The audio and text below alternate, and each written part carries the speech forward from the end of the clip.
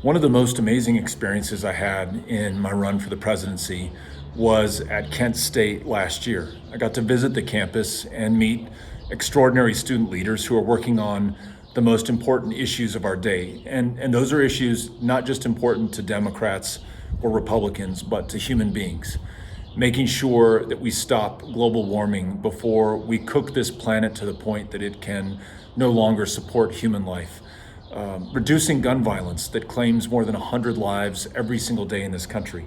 Doing something about a badly broken healthcare system, especially now in the midst of this COVID-19 pandemic, where far too many of our fellow Americans cannot see a doctor or afford the medications they need to keep them alive. Whether it's those issues or criminal justice or immigration reform, those at the forefront are young people, like those at Kent State. And when you think about our history as a country, that's really always been the case. The leaders in the most important, decisive, defining issues of any given day were young people. It was young people riding the Greyhound buses, or integrating places of public accommodation, or getting beaten across the Edmund Pettus Bridge, or jailed or even killed for their willingness to stand up for themselves and the civil rights of their fellow Americans.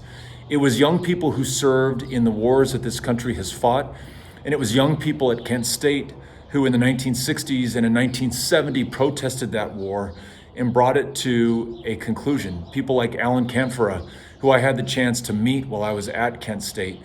Their courage, their bravery, their willingness to stand up not only for themselves, but for the best and highest ideals of this country is what has allowed us to make progress in the past and what gives me hope that we will make progress in the future.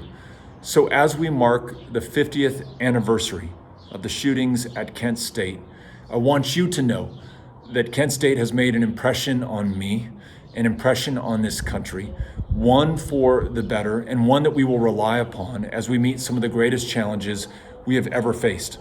I'm grateful for the example that you've given us, and I'm grateful for your leadership going forward. Thank you.